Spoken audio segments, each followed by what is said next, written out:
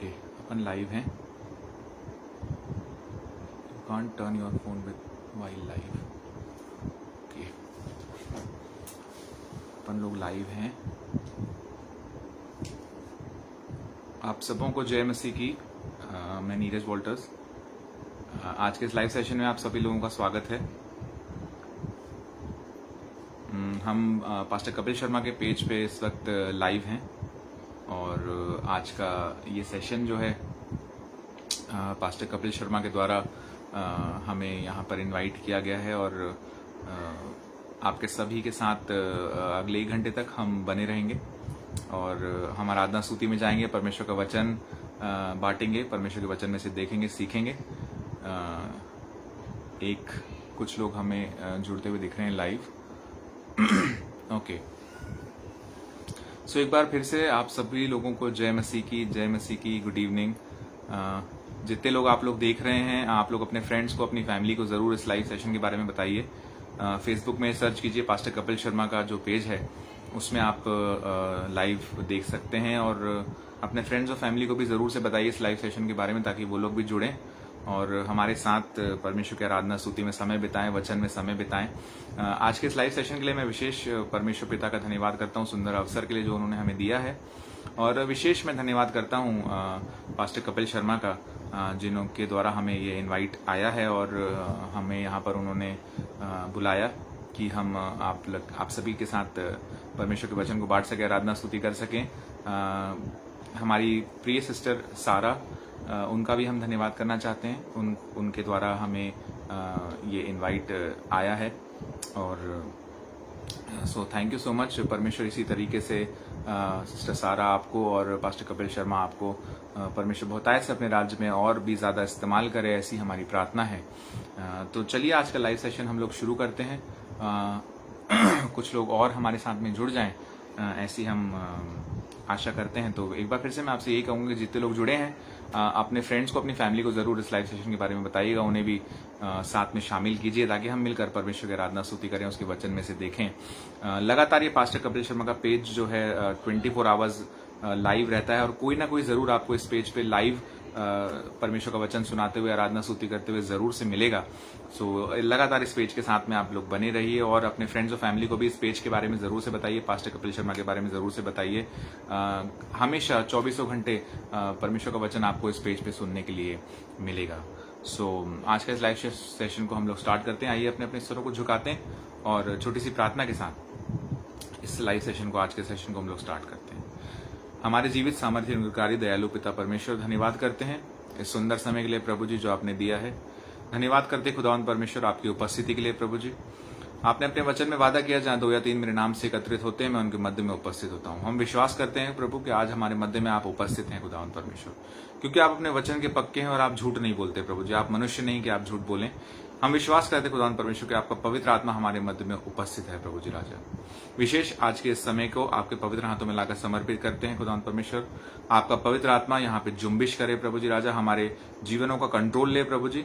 और इस live session के द्वारा खुदावंद परमेश्वर जो भी आराधना स्तुति होती है, जो भी वचन को बोला जाता है खुदावंद परमेश्वर, केवल आपकी महिमा के लिए होने पाए खुदावंद परमेश्वर. और जितने लोग प्रभु जी इस लाइव सेशन के साथ में जुड़ते हैं खुदावंद परमेश्वर, उन सभी को आपके पवित्र हाथों में लाकर समर्पित करते हैं. हर एक को आशीष देना खुदावंद परमेश्वर. जब वचन को सुनते हैं प्रभु जी, उनके कानों को खोलना, हृदयों को खोलना खुदावंद परमेश्वर, ताकि वचन उनके जीवन में फलवंत हो प्रभु जी और 100 गुना 1000 गुना फल लाने वाला हो सके खुदावंद परमेश्वर. विशेष पास्टर कपिल शर्मा को, हमारी सिस्टर सारा को प्रभु जी आपके पवित्र हाथों में लाकर समर्पित करते हैं. धन्यवाद करते हैं उनके जीवनों के लिए प्रभु जी राजा, कि आपने खुदावंद परमेश्वर उनको सेवकाई में भरपूर से इस्तेमाल किया, यहाँ तक पहुंचाया खुदावंद परमेश्वर. धन्यवाद करते हैं इस लाइव सेशन में हम सबको एक साथ जोड़ा प्रभु जी. हम धन्यवाद करते हैं खुदावंद परमेश्वर. इस लाइव सेशन को आगे आपके पवित्र हाथों में लाकर समर्पित करते हैं प्रभु जी. जितने लोगों तक ये संदेश पहुंचना है खुदावंद परमेश्वर, हमारा विश्वास है प्रभु जी कि आपके आत्मा के द्वारा खुदावंद परमेश्वर ये संदेश उन तक जरूर से पहुंचेगा खुदावंद परमेश्वर. धन्यवाद करते हैं, आपका आत्मा लगातार हमारे साथ में इस सेशन में बना रहे प्रभु जी, यही हमारी प्रार्थना है. धन्यवाद करते हैं खुदावंद परमेश्वर. धन्यवाद के साथ इस प्रार्थना को आपके प्यारे बेटे प्रभु यीशु मसीह नासरी के नाम से मांगते हैं. आमीन आमीन आमीन. कुछ और लोग हमारे साथ में जुड़ गए हैं, ये बहुत अच्छी बात है. सो आज के लाइव सेशन को हम लोग स्टार्ट करते हैं फ्रेंड्स. और थोड़े से आराधना स्तुति हम लोग करेंगे, कुछ गीतों को हम लोग गाएंगे और पवित्र आत्मा को अपने मध्य में हम इनवाइट करेंगे कि वो हमारे मध्य में आए और हमारे जीवनों का कंट्रोल ले और ये आराधना स्तुति हमारे परमेश्वर तक पहुंचे। सो आइए हम लोग मिलकर एक गीत को गाएंगे, हो जय जयकार करें। ये कॉमन गीत है, सभी लोगों को आता है। सो आइए मिलकर हम लोग सब इस गीत को गाएंगे, आराधना स्तुति करेंगे परमेश्वर की। हो जय जयकार करें, हो जय जयकार करें। वो है हमारा राजा राजा, दुख संकट से बचाता बचाता। वो है हमारा राजा राजा, दुख संकट से बचाता बचाता। हम पर अपनी करुणा करता और करता उपकार। क्यों ना उस पर तन मन वारे, दे अपना अधिकार। ओ जय जयकार करें, हो जय जयकार करें। उस पर जिसका भरोसा भरोसा, वो तो कभी न डिगेगा डिगेगा।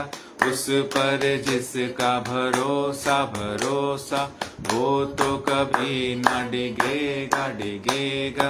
चाहे बीमारी चाहे गरीबी, चाहे हो आकाल, सब संकट से सब कष्टों से हो जाएगा पार। हो जय जयकार करें, हो जय जयकार करें। स्वर्ग है उसका सिंहासन सिंहासन, पृथ्वी बनी है आसन आसन। स्वर्ग है उसका सिंहासन सिंहासन, पृथ्वी बनी है आसन आसन। आकाश उसकी महिमा बताए, हस्तकला को दिखा।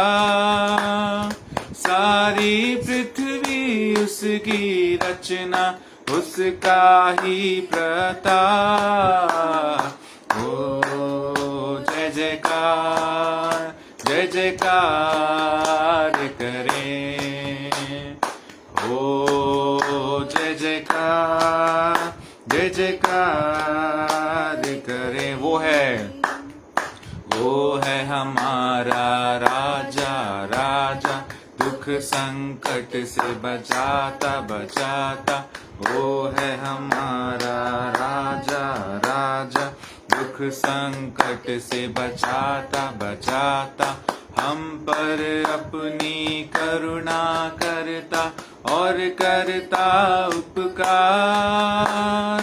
क्यों ना उस पर तन मन वारे, दे अपना अधिकार। ओ जय जयकार करें, ओ जय जयकार करें। Hallelujah, praise the Lord. परमेश्वर का धन्यवाद, परमेश्वर की जय जयकार। आइए मिलकर एक गीत को हम लोग और गाएंगे। सेनाओं का यहोवा हमारे संग संग है, याकूब का परमेश्वर हमारा ऊंचा गढ़ है। कॉमन गीत है, आप सभी लोगों को आता होगा। मिलकर हम लोग सब गाएंगे और परमेश्वर की आराधना स्तुति को करेंगे। सेनाओं का यहोवा हमारे संग संग है, याकूब का परमेश्वर हमारा ऊंचा गढ़ है। सेनाओं का यहोवा हमारे संग संग है, याकूब का परमेश्वर हमारा ऊंचा गढ़ है। जिसने आकाश बनाया, जिसने पृथ्वी बनाई, जिसने आकाश बनाया, जिसने पृथ्वी बनाई। वो सर्वशक्तिमान प्रभु है, वो यहोवा हमारे संग संग है। वो सर्वशक्तिमान प्रभु है, वो यहोवा हमारे संग संग है। सेनाओं का यहोवा हमारे संग संग है। याकूब का परमेश्वर हमारा ऊंचा गढ़ है। सेनाओं का यहोवा हमारे संग संग है। याकूब का परमेश्वर हमारा ऊंचा गढ़। समंदर को जिसने दो भागा, जंगल से मार को निकाला। ओ समंदर को जिसने दो भागा, जंगल से मार को निकाला। वो वायदे को करता है पूरा, वो यहोवा हमारे संग संग है। वो वायदे को करता है पूरा, वो यहोवा हमारे संग संग है। सेनाओं का यहोवा हमारे संग संग है। याकूब का परमेश्वर हमारा ऊंचा गढ़ है। सेनाओं का यहोवा हमारे संग संग है। याकूब का परमेश्वर हमारा ऊंचा गढ़। लाजर को जिसने जिलाया, जक्कई को जिसने बचाया। लाजर को जिसने जिलाया, जक्कई को जिसने बचाया। है जिसके लिए सब कुछ संभव, वो यहोवा हमारे संग संग है जिसके लिए सब कुछ संभव, वो यहोवा हमारे संग संग है। सेनाओं का यहोवा हमारे संग संग है। याकूब का परमेश्वर हमारा ऊंचा गढ़ है। सेनाओं का यहोवा हमारे संग संग है। याकूब का परमेश्वर हमारा ऊंचा। लाजर को जिसने जिलाया, जक्कई को जिसने बचाया। लाजर को जिसने जिलाया, जक्कई को जिसने बचाया। है जिसके लिए सब कुछ संभव, वो यहोवा हमारे संग संग है जिसके लिए सब कुछ संभव, वो यहोवा हमारे संग संग है। सेनाओं का यहोवा हमारे संग संग है। याकूब का परमेश्वर हमारा ऊंचा गढ़ है। सेनाओं का यहोवा हमारे संग संग है। याकूब का परमेश्वर हमारा ऊंचा गढ़ है। Hallelujah, praise the Lord, praise the Lord, praise the Lord. परमेश्वर का धन्यवाद हो, परमेश्वर की आराधना हो, परमेश्वर की स्तुति हो। सेनाओं का यहोवा हमारे संग संग है। याकूब का परमेश्वर हमारा ऊंचा गढ़ है। सचमुच हम अपने जीवन का भरोसा परमेश्वर के ऊपर में कर सकते हैं और वो अपने वादे को पूरा करने वाला परमेश्वर है। उसने लाजर को जिलाया, जक्कई को बचाया है, उसके लिए सब कुछ संभव। वो यहोवा हमारे संग संग है। हम अपने जीवन का भरोसा सचमुच में परमेश्वर के ऊपर में कर सकते हैं। आज आप जिस भी परिस्थिति से गुजर रहे हो, अपना जीवन का भरोसा केवल परमेश्वर के ऊपर में रखें। उसके लिए कुछ भी असंभव नहीं है। वो आपके जीवन की हर एक परिस्थिति को, असंभव परिस्थिति को संभव कर सकता है। जी हाँ, हमारा परमेश्वर सामर्थ्य और अनुग्रहकारी और दयालु है। आइए हम लोग मिलकर आराधना में एक और गीत परमेश्वर के लिए हम लोग गाएंगे। तेरी आराधना करूं, तेरी आराधना करूं। मैं चाहता हूं जब हम लोग ये गीत को गा रहे हैं, अपने मनों को आराधना के लिए हम तैयार करें, वचन के लिए हम तैयार करें और अपनी आंखों को बंद करें, अपने हाथों को स्वर्ग की ओर उठाएं और देखें उस परमेश्वर की ओर, अपनी आत्मा में उस परमेश्वर की ओर देखें और उसकी आराधना करें और उसको बताएं कि हम सिर्फ तेरी आराधना करते हैं प्रभु, हमारे जीवन में तेरे अलावा दूसरा कोई परमेश्वर नहीं। आइए मिलकर हम लोग गाएंगे, तेरी आराधना करूं। तेरी आराधना करूं, तेरी आराधना करूं, पाप क्षमा कर जीवन दे दे, दया की याचना करूं। तेरी आराधना करूं, तेरी आराधना करूं, क्षमा कर जीवन दे दे, दया की याचना करूं, तेरी आराधना करूं। तू ही महान सर्वशक्तिमान, तू ही है मेरे जीवन का संगी, तू ही महान सर्वशक्तिमान, तू ही है मेरे जीवन का संगी। हृदय के तार छेड़े झनकार, हृदय के तार छेड़े झनकार, तेरी आराधना है मधुर गीत। जीवन से मेरे तू महिमा पाए, एक ही कामना करूं, पाप क्षमा कर जीवन दे दे, दया की याचना करूं, तेरी आराधना करूं।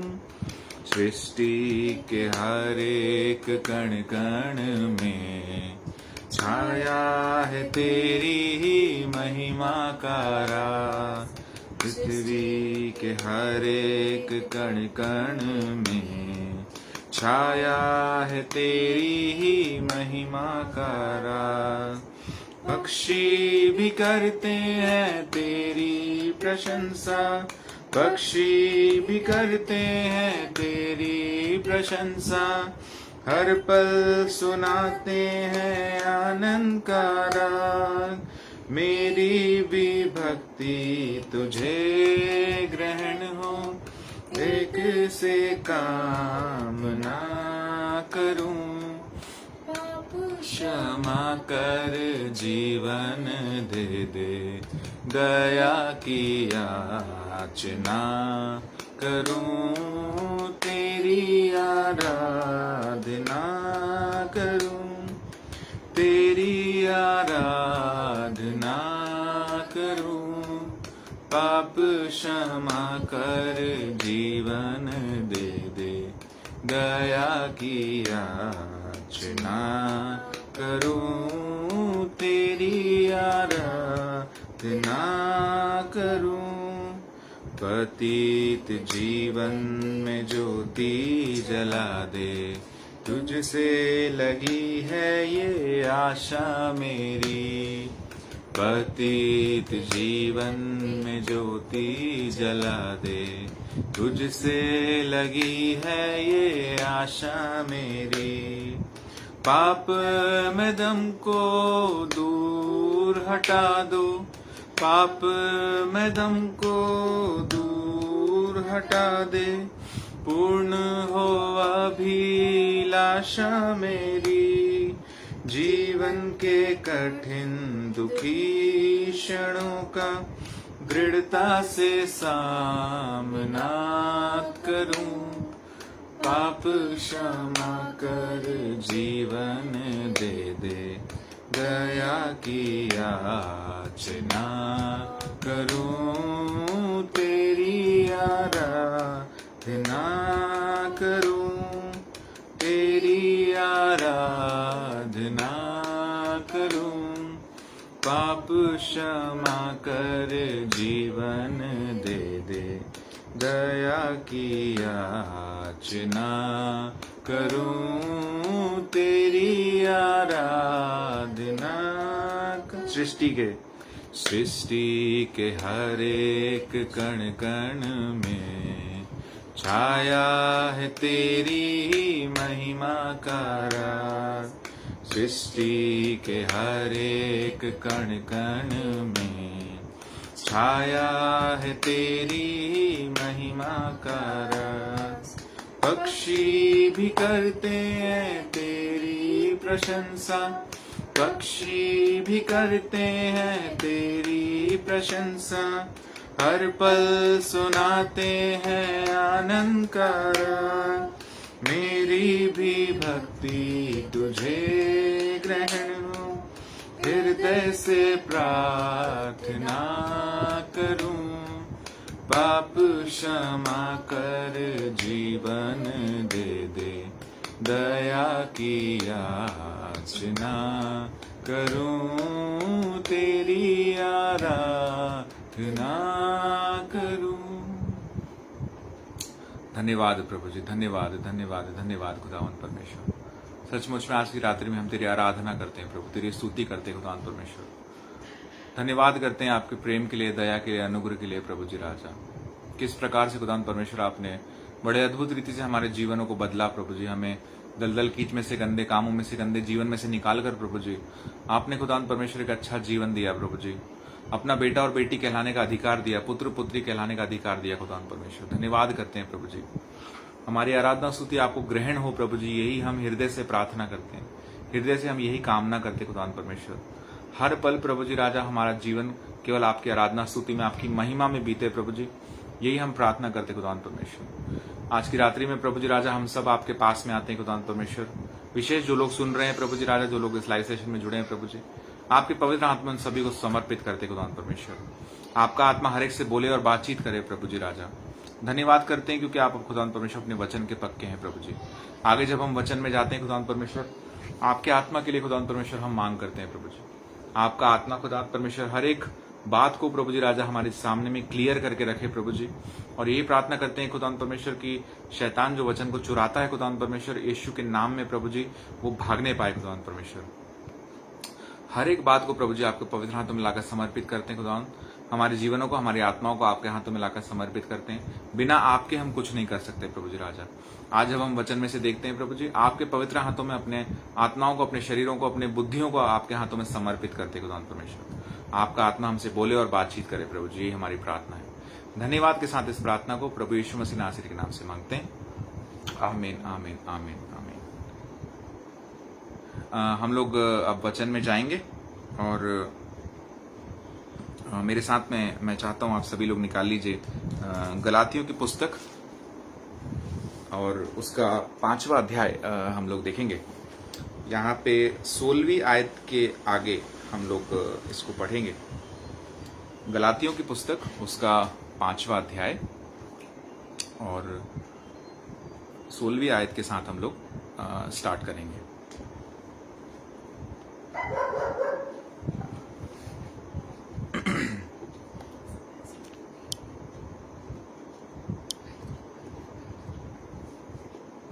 एक मिनट, शायद कुछ टेक्निकल ग्लिच है, मैं देखता हूँ।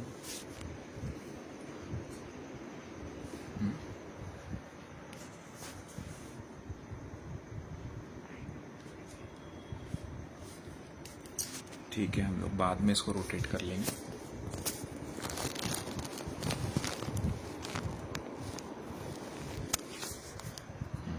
एक मिनट रुकिएगा। ओरिएंटेशन, ओके, ओरिएंटेशन ऑफ था।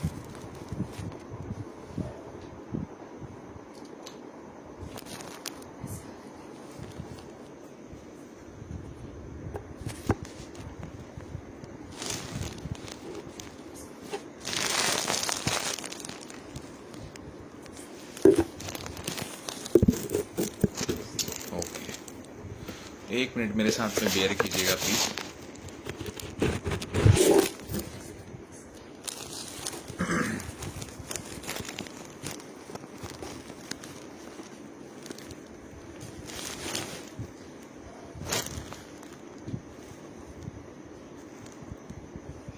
हाँ, अभी ठीक है।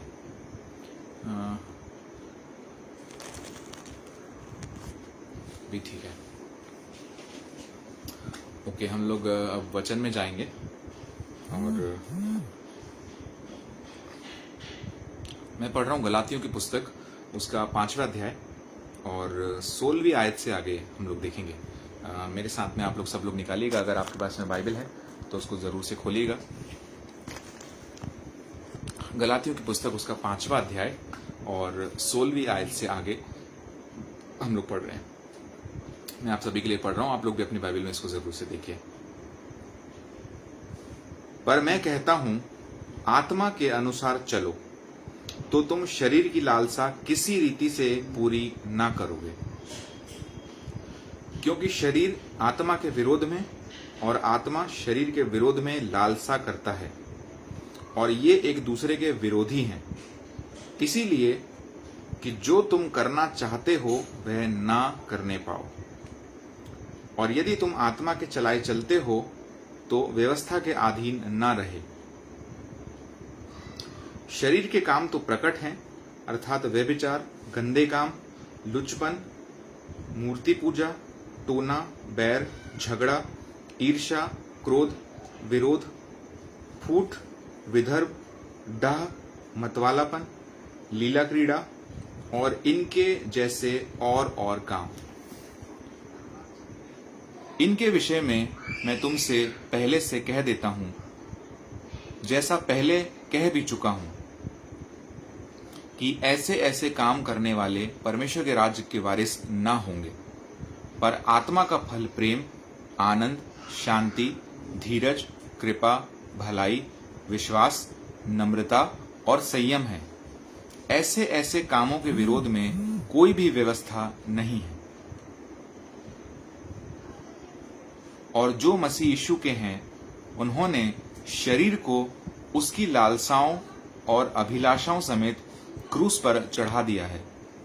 यदि हम आत्मा के द्वारा जीवित हैं तो आत्मा के अनुसार चलें भी।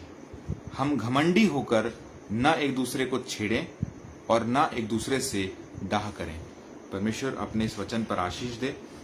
जब इससे पहले हम लोग वचन में जाएंगे, आइए एक छोटी सी हम लोग प्रार्थना करेंगे। सर्वशक्तिमान जीवित परमेश्वर, इस वचन के लिए हम आपका धन्यवाद करते हैं प्रभु जी। मांग करते खुदावंद परमेश्वर, आपका पवित्र आत्मा हमारी अगुवाई करे प्रभु जी राजा। इस वचन में से जो कुछ आप हमें सिखाना चाहते हैं खुदावंद परमेश्वर, सीखने के लिए हमारे कानों को और हमारे हृदयों को खोलिए खुदावंद परमेश्वर। सुनने वाले हर एक भाई और बहन को प्रभु जी आपके पवित्र हाथों में लाकर समर्पित करते हैं खुदावंद परमेश्वर। उनके जीवन खुदावंद परमेश्वर इस मैसेज के द्वारा बदलने पाए खुदावंद परमेश्वर, ये हमारी प्रार्थना है प्रभु जी। आपका आत्मा हमारे साथ बोले और बातचीत करे प्रभु जी राजा। धन्यवाद करते हैं खुदावंद परमेश्वर। अब जब हम आपके वचन में देखते हैं प्रभु जी, आपका आत्मा हमारी अगुवाई करे प्रभु। धन्यवाद करते हैं। धन्यवाद के साथ इस प्रार्थना को प्रभु यीशु मसीह नासरी के नाम से मांगते हैं, आमीन आमीन आमीन। मैं आशा करता हूं कि आप सभी को ये बाइबल में से मिल गया होगा। गलातियों की पुस्तक उसका 5वां अध्याय और 16वीं आयत के आगे हम लोगों ने पढ़ा है। यहाँ पर पवित्र आत्मा के द्वारा संचालन के विषय में यहाँ पर पौलुस प्रेरित गलातियों की कलीसिया को लिख रहा है। और इससे पहले कि हम अपने मैसेज को, अपने आज के संदेश को हम लोग शुरू करें, एक समझने वाली बात यह है कि गलातियों की कलीसिया को ही क्यों पवित्र आत्मा के द्वारा संचालन के विषय में पौलुस प्रेरित लिखते हैं, और गलातियों की कलीसिया को ही क्यों शरीर के कामों के बारे में बताते हैं, और गलातियों की कलीसिया को ही क्यों पवित्र आत्मा के फलों के बारे में बताते हैं। ये जो बातें लिखी हैं बाइबल में, ये गलातियों की कलीसिया को ही क्यों लिखी हैं पौलुस प्रेरित ने, तो इसको अभी थोड़ा सा हम लोग समझते हैं और थोड़ा सा कॉन्टेक्स्ट को हम देखते हैं, समझने की कोशिश करते हैं कि गलातियों की कलीसिया को ही क्यों, गलातियों की पुस्तक में ही क्यों ये बातें लिखी हैं। तो हम देखेंगे कि जब गैर यहूदियों को जब वचन का प्रचार किया जा रहा था पौलुस प्रेरित के द्वारा, तो वहां पर एक बहस छिड़ी। वो बहस ये थी कि क्या मसीह यीशु में बने रहने के लिए, क्या एक उद्धार पाने के लिए या स्वर्ग के राज्य में प्रवेश करने के लिए क्या सिर्फ मसीह यीशु पर विश्वास करना काफी है, या फिर मूसा के नियमों को भी हमको मानना होगा। ये एक बहस थी जो गैर यहूदियों में जब वचन का प्रचार हो रहा था तब ये बहस छिड़ी थी। और जब पौलुस प्रेरित को ये बात पता चली तो पौलुस प्रेरित ने साफ साफ रीति से ये इस बात का प्रचार किया कि सिर्फ विश्वास के द्वारा हमारा उद्धार हुआ है और हमारे कामों के द्वारा हमारा उद्धार नहीं, और हमारे कामों के द्वारा मसीह यीशु से हमारा रिश्ता नहीं बनता है, परंतु हम जो विश्वास, अपना जीवन का जो विश्वास जो प्रभु यीशु मसीह पर रखते हैं, उसी के द्वारा हमने उद्धार भी पाया है और उसी के द्वारा हम स्वर्ग के राज्य में प्रवेश भी करेंगे। और एक बात वो साफ रीति से कहते थे कि मूसा के आदेशों का पालन करने की अब हमें आवश्यकता नहीं है, क्योंकि मसीह यीशु का आगमन अनुग्रह को लेकर आया था और उसी अनुग्रह के द्वारा हमने विश्वास किया और प्रभु यीशु मसीह के द्वारा हमने उद्धार पाया और हम स्वर्ग के राज्य में प्रवेश करने पाएंगे। अब इसके बाद में मूसा के नियमों का पालन करने की आवश्यकता नहीं है, ये पौलुस प्रेरित साफ साफ रीति से इस बात का प्रचार करते थे। लेकिन जो एशिया माइनर का रोमन प्रांत का एक जगह थी जिसको अब गलातियों, उस समय गलातियों की कलीसिया वो थी, जो एशिया माइनर के रोम प्रांत में जो ये गलातियों नाम की जगह थी, यहाँ की जो कलीसिया थी, इसके बीच में ये बहस यहाँ पर छिड़ी थी और ये कहते थे कि नहीं, ये जो विश्वास है ये काफी नहीं है, प्रभु यीशु मसीह के ऊपर विश्वास काफी नहीं है स्वर्ग के राज्य में प्रवेश करने के लिए, और मूसा के नियमों को भी मानना अति आवश्यक है। परंतु पौलुस लगातार इस बात को उनको प्रचार करते हैं और बताते हैं कि यीशु मसीह के ऊपर विश्वास करना ही हमारे जीवन के लिए काफी है और उनके ऊपर विश्वास करने के द्वारा ही हमने उद्धार पाया है और इसी के द्वारा ही हम स्वर्ग के राज में प्रवेश करने पाएंगे। फैन थोड़ा सा कम कर देते हैं। इसलिए मसीह यीशु के ऊपर जब हम विश्वास कर रहे हैं तो इतना ही हमारे लिए इनफ है, काफी है कि हम स्वर्ग के राज्य में प्रवेश कर सकते हैं। और इस बहस को पौलुस प्रेरित ने साफ किया कि मूसा के नियमों को मानने की अब हमको आवश्यकता नहीं है। इसी को जब हम आगे में जब हम पढ़ते हैं गलातियों की पुस्तक में वो क्या लिख रहे हैं पौलुस प्रेरित, तो इसके बारे में हमें पता चलता है। मैं आपको ये सब बातें इसलिए बता रहा हूं क्योंकि हमें ये जानना जरूरी है कि गलातियों की पुस्तक में ही क्यों आत्मा के चलाए चलना लिखा है और गलातियों की पुस्तक में ही क्यों शरीर के कामों के बारे में लिखा है और गलातियों की पुस्तक में ही क्यों पवित्र आत्मा के फलों के बारे में लिखा है। क्योंकि पौलुस प्रेरित हमसे ये कहते हैं कि जब 23वीं आयत को आप पढ़ेंगे, 22 और 23 को, पर आत्मा का फल प्रेम, आनंद, शांति, धीरज, कृपा, भलाई, विश्वास, नम्रता और संयम है। ऐसे ऐसे कामों के विरोध में कोई भी व्यवस्था नहीं है। यानी कि जब पवित्र आत्मा के चलाए हम चलते हैं, जब पवित्र आत्मा हमारे जीवनों को लीड करता है तो ऐसे ऐसे कामों को हमारे जीवन में प्रकट करता है। यानी कि प्रेम, आनंद, शांति, धीरज, कृपा, भलाई, विश्वास, नम्रता और संयम, ये पवित्र आत्मा के फल हैं जो हमारे जीवनों में से प्रकट होते हैं। और ऐसे ऐसे कामों के विरोध में कोई भी व्यवस्था नहीं है। यानी कि मूसा के नियमों का, मूसा के जो उसने जो लॉ बनाया था, जो नियम बनाए थे, उसका पालन करने की अब मसीहों को कोई अभी आवश्यकता नहीं है। मैं इस बात को क्लियर इसलिए कर रहा हूं क्योंकि अभी भी कुछ ऐसे मसीह लोग हैं इस संसार में जो मूसा के नियमों के ऊपर आज भी ये बहस चलती है कि मूसा के नियमों को मानना चाहिए या नहीं मानना चाहिए। निश्चित वो परमेश्वर के द्वारा दिए गए थे, निश्चित मूसा को परमेश्वर ने दर्शन दिया था और वो सारे नियम परमेश्वर के लोगों के लिए ही थे, लेकिन वो इजराइल की प्रजा के लिए थे और यीशु मसीह के आगमन के पहले के लिए थे। जब यीशु मसीह का आगमन हो चुका है तब अनुग्रह आया और उस अनुग्रह के द्वारा हमने प्रभु यीशु मसीह पर विश्वास किया और उस विश्वास के द्वारा ही हमने उद्धार पाया और उसी विश्वास के द्वारा हम स्वर्ग के राज में प्रवेश करेंगे। और किसी भी नियम के अनुसार, किसी भी लॉ के अनुसार हमारे जीवनों का उद्धार ना हुआ है और ना ही किसी का होगा। सो अब मुद्दे की बात यह है कि अब हमारा जो जीवन है, अब हमारा जीवन हमारा अपना नहीं रहा है। जब इस शरीर को हमने प्रभु यीशु मसीह को दे दिया है तो अब हमको इस शरीर के अनुसार में नहीं चलना है परंतु पवित्र आत्मा के चलाए चलना है। तो मैं आपके लिए फिर से 16वीं आयत से एक बार पढ़ रहा हूं। मैंने कॉन्टेक्स्ट इसीलिए क्लियर कर दिया ताकि हम ये मैसेज जो हम आज देख रहे हैं इसका पीछे का कॉन्टेक्स्ट क्या है, इसके पीछे की कहानी क्या है, ये हमको पता होना जरूरी है। मैं आशा करता हूं कि आप सभी को क्लियर हुई होगी ये बात कि क्यों गलातियों की पुस्तक में ही ये सब बातें लिखी हुई हैं। गलातियों की पुस्तक उसका 5वां अध्याय 16वीं आयत से एक बार फिर से मैं आपके साथ में पढ़ रहा हूं और धीरे धीरे हम इसको देखते जाएंगे, समझते जाएंगे। फिर पर मैं कहता हूं, यानी कि पौलुस प्रेरित गलातियों की कलीसिया को लिख रहा है और कह रहा है, पर मैं कहता हूं आत्मा के अनुसार चलो तो तुम शरीर की लालसा को किसी रीति से पूरा ना करोगे। शरीर की लालसा का मेन मतलब यहाँ पर जो पौलुस प्रेरित गलातियों की पुस्तक को, गलातियों की कलीसिया को लिख रहा है वो ये है कि शरीर के चलाए हमको नहीं चलना है, यानी कि मूसा के नियमों के पीछे हमको नहीं भागना है, परंतु आत्मा के चलाए चलो। पवित्र आत्मा के चलाए जब हम चलेंगे तो शरीर की किसी भी प्रकार की लालसा को हम पूरा नहीं करेंगे। शरीर हमसे कई बारी बहुत कुछ करने को बोलता है। कई बारी हमको शरीर ये बोलता है कि चलो ना मोबाइल में हम ये देख लें, या शरीर हमको ये बोलता है कि चलो ना प्रार्थना करने का समय है, जाने दो ना, कौन प्रार्थना करता है, चलो थोड़ी देर हम सो जाते हैं, थोड़ी देर हम आराम कर लेते हैं। वचन पढ़ने का जब समय आता है तो शरीर हमको ये बोलता है कि जाने दो, थोड़ा सा नींद आ रही है और थकान लग रही है, दिन भर के काम से हम थक गए हैं, तो क्यों ना वचन थोड़ी देर के बाद पढ़ते हैं। ये ऐसी बातें शरीर हमको बताता है। और जब मेनली जब ज्यादातर लोग जब फास्टिंग करते हैं, उपवास रखते हैं, तो शरीर ज्यादातर उनको परेशान करता है और शरीर की बातें उनको परेशान करती है। परंतु जो आत्मा के चलाए चलते हैं उनके लिए मसीह जीवन को जीना बहुत ही आसान है, क्योंकि उनका जीवन वो खुद नहीं जी रहे हैं, वो आत्मा के चलाए चल रहे हैं। इसलिए आत्मा के चलाए जो लोग चलते हैं वो शरीर की लालसा को किसी भी रीति से पूरा नहीं करेंगे। 17वीं आयत में बाइबल इस प्रकार से कहती है कि क्योंकि शरीर आत्मा के विरोध में और आत्मा शरीर के विरोध में लालसा करता है, और ये एक दूसरे के विरोधी हैं, इसीलिए कि तुम जो करना चाहते हो वो ना कर पाओ।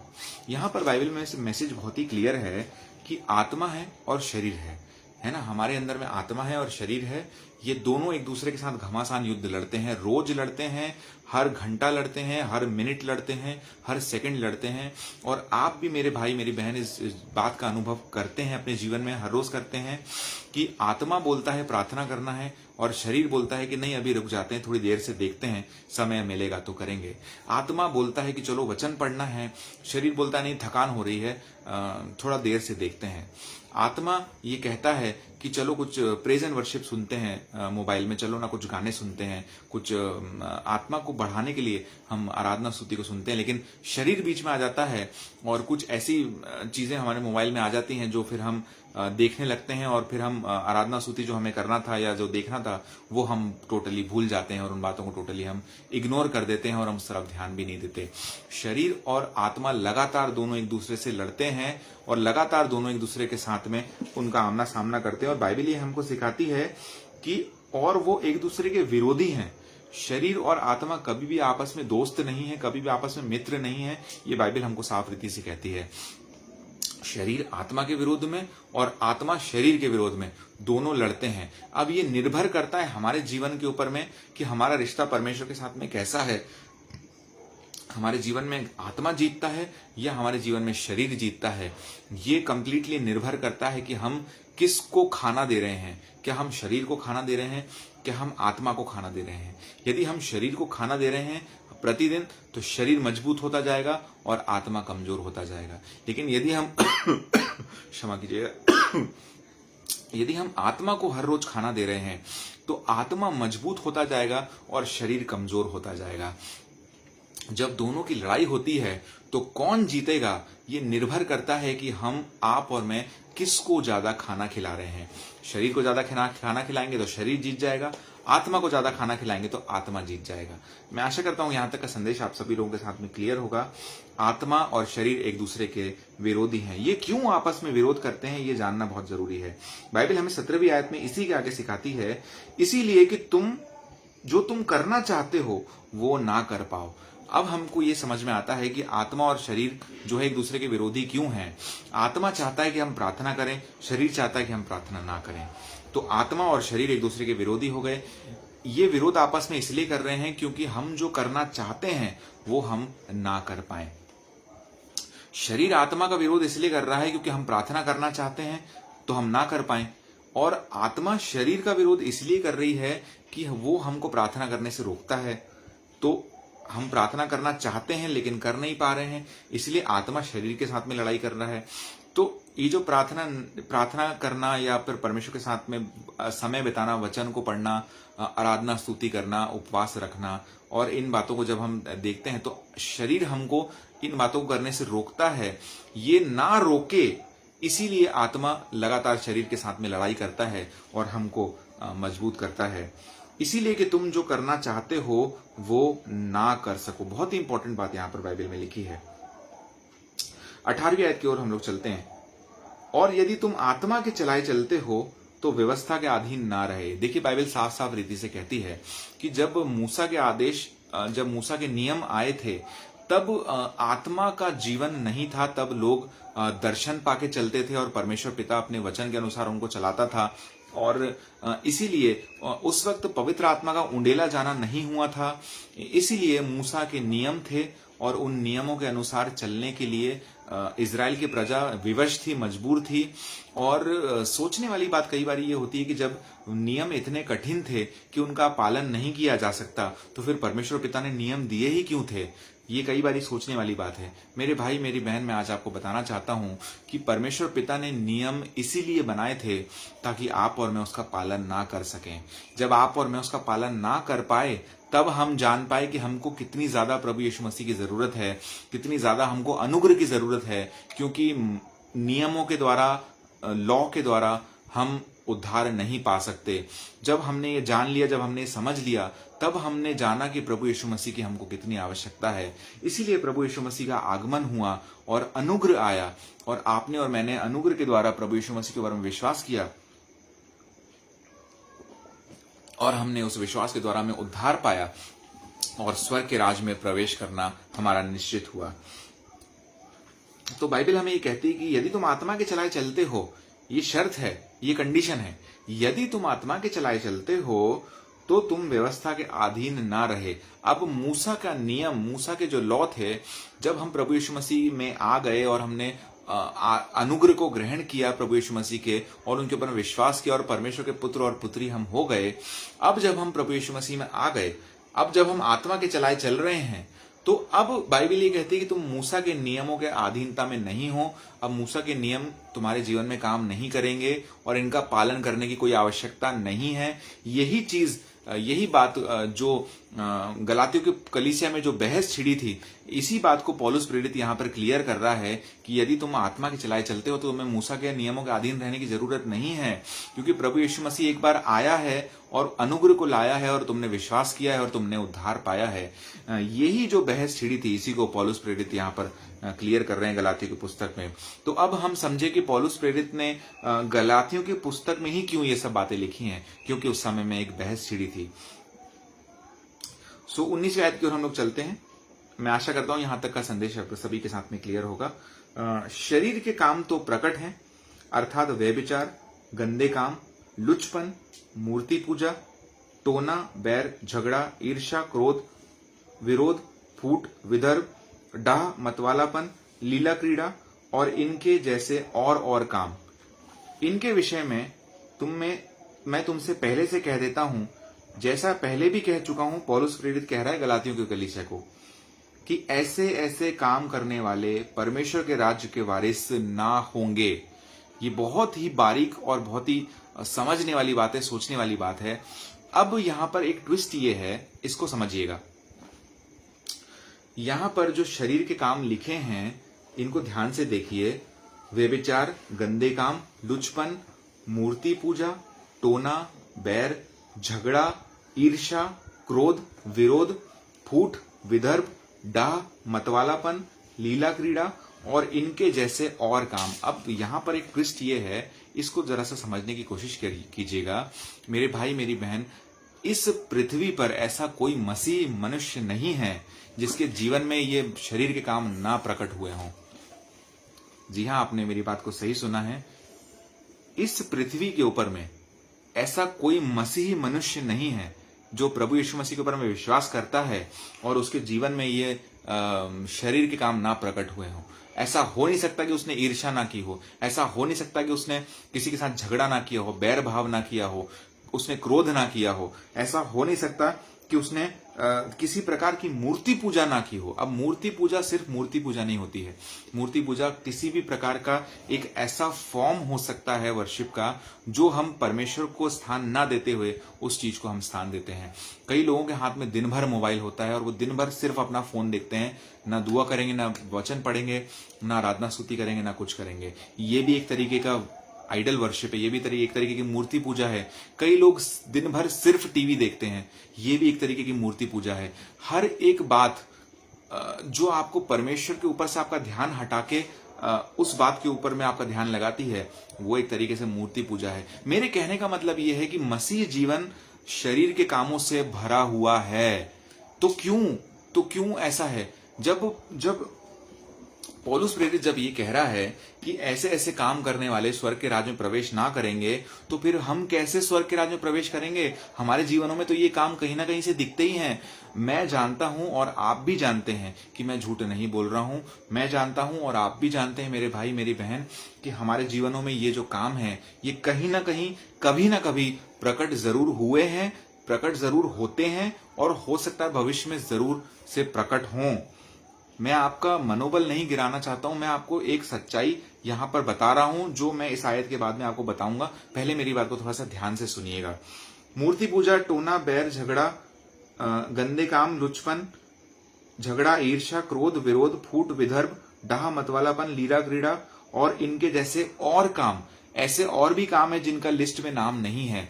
ऐसे ऐसे काम करने वालों के लिए पौलुस प्रेरित कह रहा है कि मैं अभी कह रहा हूं, मैं पहले भी कह चुका हूं, ऐसे ऐसे काम करने वाले स्वर्ग के राज्य में, परमेश्वर के राज्य में वारिस नहीं होंगे। तो अब सोचने वाली बात यह है कि आप और मैं मसीह हैं, हमारे जीवनों में भी कहीं ना कहीं ये काम जरूर से प्रकट होते हैं, और कोई भी व्यक्ति ये नहीं बोल सकता कि हमने कभी ये इनमें से कोई काम ना किया हो। अगर वो ऐसा बोल रहा है तो वो झूठ बोलता है। आप भी ये बात जानते हैं। तो अब सोचने वाली बात यह है कि यदि ये काम हमारे जीवन में प्रकट हो रहे हैं तो स्वर्ग के राज्य में हम वारिस ना होंगे, ऐसा लिखा है? जी नहीं। स्वर्ग के राज्य के वारिस आप और मैं शरीर के कामों से नहीं हो सकते। स्वर्ग के राज्य के वारिस आप और मैं तब हैं जब हम आत्मा के चलाए चलते हैं। और आत्मा के चलाए चलने का मतलब ये है कि हमने प्रभु यीशु मसीह के ऊपर में विश्वास किया, और उस विश्वास के द्वारा हमने उद्धार पाया, और उसी विश्वास के द्वारा हम स्वर्ग के राज्य में प्रवेश करेंगे। जब प्रभु यीशु मसीह को हमने अपना जीवन दे दिया है, जब हम उसके ऊपर में विश्वास करते हैं, तो ये एक ऑटोमेटिक प्रोसेस है कि हम पवित्र आत्मा के चलाए चलें, हम शरीर के चलाए ना चलें। शरीर के चलाए चलना एक मसीह व्यक्ति के लिए असंभव है, ये सिस्टम में ही नहीं है। जब एक मसीह व्यक्ति प्रभु यीशु मसीह को अपना जीवन देता है, जब उसका जीवन बदल जाता है, तो ऑटोमेटिकली पवित्र आत्मा आपके जीवन का कंट्रोल लेता है, और आपको पवित्र आत्मा अपने हिसाब से अपने चलाए चलाता है। इसीलिए शरीर के जो काम हैं ये कई बारी हमारे जीवन में जब प्रकट भी होते हैं, और प्रकट भी होंगे, आगे भी होंगे। मैं फिर भी आपको कह रहा हूं कि इसलिए पौलुस प्रेरित कह रहा है कि यदि जो व्यक्ति सिर्फ शरीर के चलाए चल रहा है और इस बात को नहीं मान रहा है कि आत्मा के चलाए चलना है, ऐसा व्यक्ति, ऐसे लोग कभी भी स्वर्ग के राज्य के वारिस ना होंगे। तो हम और अन्य जाति के लोग जो शरीर में जीते हैं, और वो भी इन्हीं प्रकार के कामों को अपने जीवनों में करते हैं, और बहुत सी बारी हमारे जीवनों में से भी ऐसे काम हो जाते हैं। तो अब हम में और उनमें क्या फर्क है? फर्क है प्रभु यीशु मसीह के अनुग्रह का। जो अनुग्रह प्रभु यीशु मसीह ने हमारे ऊपर में किया है, उस अनुग्रह के द्वारा ही हमने विश्वास किया है। हमने अपने बुद्धि से विश्वास नहीं किया। हमको किसी ने बताया सुसमाचार, इसलिए हमने विश्वास नहीं किया। हमने इसलिए विश्वास नहीं किया क्योंकि हमने तुलना करी कि यीशु मसीह बेहतर है और दूसरा कोई बेहतर नहीं है।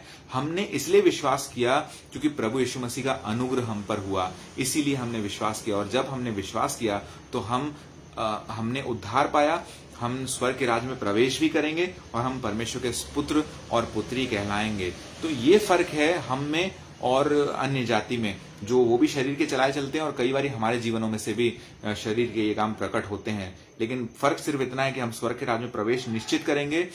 स्वर्ग के राज्य में प्रवेश हम मसीह यीशु के अनुग्रह के द्वारा से करेंगे, ना कि अपने शरीर के कामों की वजह से, ना कि अपनी बुद्धि से, ना कि अपने आत्मिक जीवन से, ना कि और किसी बात से। केवल परमेश्वर के अनुग्रह से हम स्वर्ग के राज्य में प्रवेश करेंगे। 22वीं आयत में लिखा है, पर आत्मा का फल क्या है? देखिए, अब आत्मा का फल देखिए। आत्मा का फल प्रेम, आनंद, शांति, धीरज, कृपा, भलाई, विश्वास, नम्रता और संयम। ऐसे ऐसे कामों के विरोध में कोई भी व्यवस्था नहीं है। ऐसा व्यक्ति जो शरीर के चलाए नहीं चलता है और पूर्ण रूप से आत्मा के चलाए चलता है, ऐसे व्यक्ति के लिए बाइबल कहती है कि यहाँ पर अब कोई भी नियम नहीं है, और कोई भी वो व्यक्ति नियम की अधीनता में नहीं है, वो व्यक्ति व्यवस्था की अधीनता में नहीं है। ऐसे किसी भी व्यवस्था को अब हमें मानने की जरूरत नहीं है जो मूसा के समय में चलती थी, क्योंकि हमारे अंदर से अब पवित्र आत्मा का फल दिखेगा। जिस व्यक्ति के अंदर से ये फल दिख रहा है, आप जान लीजिए कि निश्चित उसके अंदर में पवित्र आत्मा है। प्रेम, आनंद, मेल, प्रेम, आनंद, शांति, धीरज, कृपा, भलाई, विश्वास, नम्रता और संयम। ये 9 फल आपको पवित्र आत्मा के प्रभु के लोगों के जीवनों में दिखाई देंगे। जब एक दिन बड़े कमाल की बात हुई और प्रभु यीशु मसीह ने अपने चेलों से एक बहुत ही कमाल की बात एक दिन कही। प्रभु यीशु मसीह ने कहा कि तुम उन्हें उनके फलों से पहचानोगे। सो ये कौन से फल हैं जिनसे एक मसीह व्यक्ति की पहचान होती है? ये पवित्र आत्मा के 9 फल हैं। प्रेम, आनंद, शांति, धीरज, कृपा, भलाई, विश्वास, नम्रता और संयम। ये फल जिसके जीवन में दिखाई देते हैं, आप जान लीजिए कि वो व्यक्ति पवित्र आत्मा से भरा हुआ व्यक्ति है और उसके जीवन में अब कोई भी व्यवस्था नहीं है और वो व्यक्ति किसी भी व्यवस्था के अधीनता में नहीं है। 24वीं आयत को हम लोग देखेंगे, और जो मसीह यीशु के हैं उन्होंने शरीर को उसकी लालसाओं और अभिलाषाओं समेत क्रूस पर चढ़ा दिया है। अब क्या हुआ था जब हमने उद्धार पाया? हमारे जीवन की जितनी गंदी बातें थी, हमारे जीवन के जितने अधर्म के काम थे, पापों के काम थे, हमने क्या किया? हमने उस शरीर को उसकी लालसाओं के साथ और उसकी अभिलाषाओं के साथ हमने उसको क्रूस के ऊपर में चढ़ा दिया। जिस प्रकार से प्रभु यीशु मसीह क्रूस के ऊपर में चढ़ा, वो हमारे पापों को क्रूस के ऊपर में नहीं ले गया, वो हमारा पाप बन गया। उस क्रूस के ऊपर में यीशु मसीह नहीं टंगा था, उस क्रूस के ऊपर में हमारे पाप, हमारी लालसाएं, हमारी अभिलाषाएं टंगी हुई थी। और इसी प्रकार से जब हम यीशु मसीह के साथ आइडेंटिफाई करते हैं और जब हम उद्धार पाते हैं, हम भी अपने शरीरों को उसकी लालसाओं के अनुसार, उसकी अभिलाषाओं के अनुसार हम भी क्रूस पर चढ़ाते हैं। और इसी से ये प्रूफ होता है, इसी से ये माना जाता है कि आप और मैं एक मसीह व्यक्ति हैं। 25वीं आयत की ओर हम लोग देखेंगे। समय की कमी है। यदि हम आत्मा के द्वारा जीवित हैं तो आत्मा के अनुसार चलें भी। यही आज का संदेश है। यदि हम आत्मा के द्वारा जीवित हैं, या तो हम आत्मा के द्वारा जीवित हैं या हम शरीर के द्वारा जीवित हैं। यदि हम शरीर के द्वारा जीवित हैं तो हम आत्मा के चलाए नहीं चल सकते हैं। यदि हम शरीर के द्वारा जीवित हैं तो हमको मूसा के नियमों के अनुसार चलना होगा, जिसके द्वारा कोई ना उद्धार कभी पाया है ना कभी पा सकता है। मूसा के जो व्यवस्था थी वो इतनी कठिन परमेश्वर ने बनाई थी, वो इसीलिए बनाई थी कि आप और मैं उसका पालन ना कर सकें। जब आप और मैं उसका पालन ना कर सके, तब हमने जाना कि कितनी ज्यादा हमको प्रभु यीशु मसीह के अनुग्रह की जरूरत है। कभी हमको जब नेक्स्ट टाइम समय मिलेगा सेशन में, हमको पास्टर साहब कपिल शर्मा साहब फिर से जब हमको इनवाइट करेंगे कभी भी फ्यूचर में, तो जरूर से मैं इसके एक सेशन इसके ऊपर में लेना चाहूंगा कि व्यवस्था और अनुग्रह में क्या फर्क है और किस प्रकार से व्यवस्था को खत्म करने के लिए अनुग्रह आया, यानी कि प्रभु यीशु मसीह आया। नहीं तो आप और मैं नाश होने वाले थे। अगली बार में जब मुझे समय मिलेगा तो मैं जरूर से आप लोगों के साथ में इस बात को शेयर करूंगा। अभी आज का संदेश ये है कि यदि हम आत्मा के द्वारा जीवित हैं तो आत्मा के अनुसार चलें भी। जब एक बार हमने अपने शरीरों को दे दिया है क्रूस के ऊपर में, अपनी उसकी अभिलाषाओं के साथ, उसकी लालसाओं के साथ, तो अब हमको उस शरीर के अनुसार में नहीं चलना है। अब हमको पवित्र आत्मा के द्वारा अपने जीवन को जीना है। जो पवित्र आत्मा हमसे कहता है, जो पवित्र आत्मा हमसे करवाना चाहता है, वही हमको करना है और उसकी अधीनता में हमको अपने जीवन को जीना है। यदि हम आत्मा के द्वारा जीवित हैं तो आत्मा के अनुसार चलें भी। हम घमंडी होकर ना एक दूसरे को छेड़ें और ना एक दूसरे की डाह करें। जो व्यक्ति आत्मा के चलाए चलता है, जो व्यक्ति ये जानता है कि परमेश्वर की जो प्रसन्नता है वो किन बातों में है, वो कभी भी किसी का मन नहीं दुखाएगा, कभी भी किसी को छेड़ेगा नहीं और किसी के लिए कभी भी वो बुरी बात नहीं करेगा, परंतु हर पल प्रभु यीशु मसीह के प्रेम की बात करेगा। प्रभु यीशु मसीह ने जो सुसमाचार में जो बातें कही, केवल वो वही बातें अपने जीवनों से कहेगा। आज का छोटा सा संदेश सिर्फ यही है कि हम आत्मा के द्वारा हम जीवित हैं तो आत्मा के चलाए हम चलें, शरीर के चलाए हम ना चलें। लगातार परमेश्वर के साथ में समय बिताएं। हम अंतिम समय में हैं और इस समय में बहुत जरूरी है कि हम लगातार प्रार्थना में अपना समय को बिताएं, वचन में अपने समय को बिताएं। अगर हो सके तो उपवास करें और जहां तक हो सके परमेश्वर के लोगों की संगति में बने रहें। मैं विश्वास करता हूं कि आप एक अच्छी कलीसिया में होंगे लगातार परमेश्वर के संगति में बने रहें, ऐसे लोगों की संगति में रहें जो प्रभु यीशु मसीह के लिए उत्साहित रहते हैं। ऐसे लोगों की संगति में ना रहें जो हर पल नेगेटिव बातें करते हैं और हर पल गिराने की बात करते हैं और हर पल निराशा की बात करते हैं। ऐसे लोगों के साथ संगति करें जो प्रभु यीशु मसीह के से प्रेम करते हैं और उनके लिए हमेशा उत्साहित रहते हैं। मैं आशा करता हूं आप सभी को आज का ये सेशन अच्छा लगा होगा, इसके द्वारा आपको आशीष मिली होगी। मैं पास्टर कपिल शर्मा का धन्यवाद करता हूं कि इस सेशन में हमको उन्होंने इनवाइट किया। हमारी डियर सिस्टर सारा का मैं धन्यवाद करता हूं कि उनके द्वारा हमको ये इनविटेशन पास्टर कपिल शर्मा के द्वारा मिला है। सो इस सेशन को हम लोग यहीं पर अंत करेंगे और मैं आशा करता हूं कि अगली बार फिर से प्रभु ने चाहा तो जरूर से हम लोग मिलेंगे। सो छोटी सी प्रार्थना करते हैं। आइए आपने अपने सरों को झुकाइए मेरे साथ और जो भी आपकी नीड है, जो जिस भी बात से आज आप गुजर रहे हैं, सिर्फ अपने हाथों को मेरे हाथों के साथ में मिलाइए और अपने विश्वास को मेरे विश्वास के साथ में मिलाइए। हम दोनों मिलकर विश्वास करेंगे कि परमेश्वर आपकी उस परिस्थिति को बदले। आइए प्रार्थना करेंगे। हमारे जीवित सामर्थ्य अनुग्रहकारी और दयालु पिता परमेश्वर, सर्वशक्तिमान पिता, आपके तुल्य दूसरा कोई परमेश्वर नहीं है प्रभु जी। आज के सेशन के लिए हम धन्यवाद करते हैं खुदावंद परमेश्वर। आपका आत्मा लगातार हमारे साथ बना रहा प्रभु जी। आज की जो बातें आपने हमको सिखाई खुदावंद परमेश्वर, उसके लिए हम धन्यवाद करते हैं प्रभु जी। हर एक सुनने वाले को आपके पवित्र हाथों में लाकर समर्पित करते हैं खुदावंद परमेश्वर। होने देना प्रभु जी कि हम आत्मा के चलाए चले ना कि शरीर के चलाए चले खुदावंद परमेश्वर। आत्मा की हर एक बात हमारे जीवन में पूरी होने पाए, ऐसी हम प्रार्थना करते हैं खुदावंद परमेश्वर। हर एक भाई बहन को आपके पवित्र हाथों में समर्पित करते हैं जो इस लाइव सेशन को देख रहे हैं, सुन रहे हैं प्रभु जी राजा। हर एक बात को खुदावंद परमेश्वर आपके पवित्र हाथों में समर्पित करते हैं प्रभु जी। वो लोग खुदावंद परमेश्वर जो अपने जीवन में किसी प्रकार के दुख तकलीफ से, किसी प्रकार की बीमारी से गुजर रहे हैं खुदावंद परमेश्वर, यीशु के नाम से उस बीमारी को हम डांटते हैं प्रभु जी राजा और हीलिंग के लिए मांग करते हैं खुदावंद परमेश्वर। आपका पवित्र आत्मा छुए और चंगाई दे खुदावंद परमेश्वर प्रभु जी। जो लोग कर्ज में हैं खुदावंद परमेश्वर, यीशु के नाम से उनका कर्जा पूरा होने वाला हो सके खुदावंद परमेश्वर। फाइनेंशियल ट्रबल्स यीशु के नाम से खत्म होने वाली हो सके प्रभु जी राजा। यीशु के नाम से खुदावंद परमेश्वर हम मांग करते हैं प्रभु जी कि डिवाइन हेल्थ प्रभु जी राजा लोगों के जीवनों में काम करे। आपका वचन प्रभु जी राजा लगातार लोगों के जीवन में काम करे प्रभु जी। आज के इस सेशन के लिए हम धन्यवाद करते हैं खुदावंद परमेश्वर, क्योंकि प्रभु जी राजा आप लगातार हमारे संग संग बने रहे। हम धन्यवाद करते हैं प्रभु जी राजा। अब जब अगली बार जब तक हम ना मिले प्रभु जी, हमारी आत्माओं को आपके पवित्र हाथों में समर्पित करते हैं खुदावंद परमेश्वर। धन्यवाद करते हैं, सारा आदर इज्जत मान महिमा आपको देते हैं। विशेष धन्यवाद करते हैं पास्टर कपिल शर्मा के लिए, उनकी सेवकाई के लिए, हमारी सिस्टर सारा के लिए प्रभु जी राजा। उनको भी आशीष दीजिए और लगातार खुदावंद परमेश्वर इसी प्रकार से अपनी सेवकाई में और भी ज्यादा इस्तेमाल कीजिए प्रभु जी राजा। धन्यवाद करते हैं खुदावंद परमेश्वर, सब आदर इज्जत मान महिमा केवल आपको देते हैं। इस समय के लिए हम धन्यवाद करते हैं और केवल आपके नाम को महिमा देते हैं प्रभु जी। धन्यवाद के साथ इस प्रार्थना को प्रभु यीशु मसीह नासरी के नाम से मांगते हैं, सुनिए और दया से ग्रहण कीजिए। आमीन आमीन आमीन। एक बार फिर से आप सभी लोगों को बहुत बहुत धन्यवाद। जय मसीह की। अगली बार जरूर प्रभु ने चाहा तो हम जल्दी मिलेंगे। So thank you so much. God bless you.